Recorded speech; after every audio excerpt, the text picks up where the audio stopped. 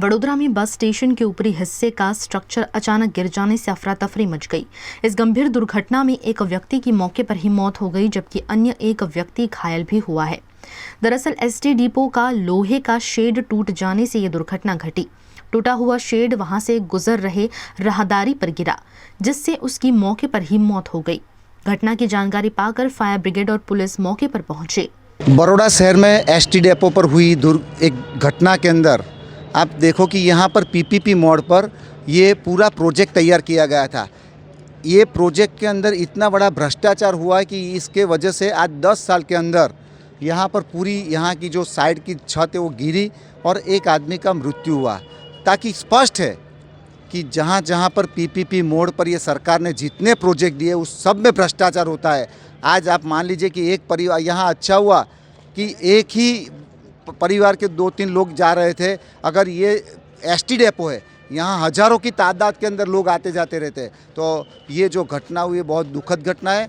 ये जो परिवार के जो मृत्यु हुए उनके परिवार के साथ हम अपने तहे दिल से वो करते हैं कि उनको श्रद्धांजलि मिले, पर उसको सच्ची श्रद्धांजलि तभी मिल पाएगी कि जो गुनहगार है उसको उसके पर मानव वध का गुनाह दाखिल किया जाए और उनके परिवार पर जो आर्थिक मुआवजा है वो ज़्यादा से ज़्यादा दिया जाए। अच्छी बात यह रही कि उस वक्त वहां से कोई बस आवाजाही नहीं कर रही थी, वरना दुर्घटना बड़ी हो सकती थी।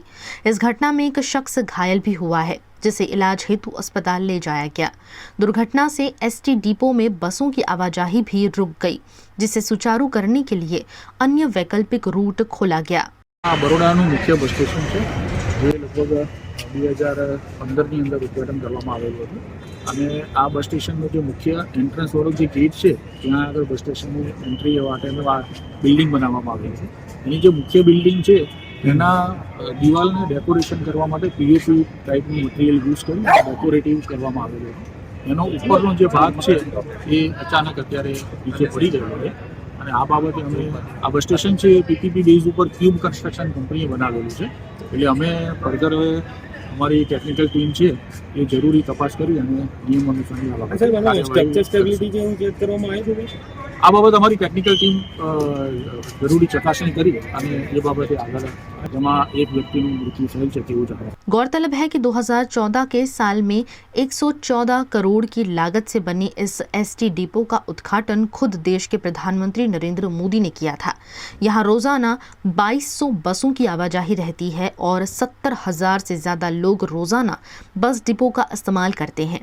ऐसे में चुनाव के एन मौके पर घटी इस दुर्घटना पर कई तरह के सवाल उठ रहे हैं। અત્યારે જે પ્રાથમિક માહિતી મળી છે એ પ્રમાણે વડોદરા જે એસટી ડેપો છે ત્યાં પીઓપીનું જે એક સ્ટ્રક્ચર છે એ દુર્ઘટનાગ્રસ્ત થયું છે।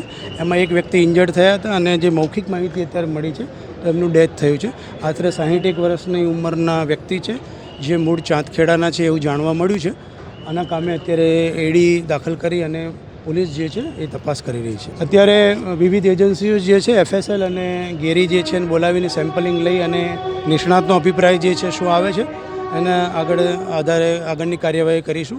અત્યારે હાલ અમારી પ્રાયોરિટી એ છે કે જાહેર પરિવહન છે એ ડિસ્ટર્બ ના થાય અને સ્મૂથલી બીજી જે સેવાઓ છે લોકો સાથે સંકળાયેલી એ એસટી બસની ચાલુ રહે એ માટે પોલીસ બંદોબસ્ત, ફાયર અને અન્ય એજન્સીઓ જે છે એ વિવિધ કામ કરી રહી છે। એમના પરિવારજનને અત્યારે અમે જાણ કરી છે। અત્યારે અમે હાલ એડી મેં કીધું એ પ્રમાણે દાખલ કરી છે।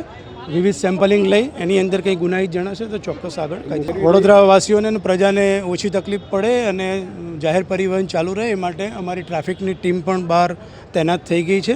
એમના ટ્રાફિક ડીસીપી સાહેબ અને એમના સાથે સંકલનમાં રહી અને ટ્રાફિક એકદમ સ્મૂથ ચાલે, કારણ કે એકદમ ભીડભાડવાળો વિસ્તાર છે, પબ્લિકને ઓછી તકલીફ પડે એ માટેના પ્રયત્નો પણ અમે કરી રહ્યા છીએ। ત્યારથી બનાવ બન્યો પોલીસ અહીંયા હાજર છે। અલગ અલગ એજન્સીને અમે જે બોલાવવા માટેનું અમારું કમ્યુનિકેશન ચાલુ છે।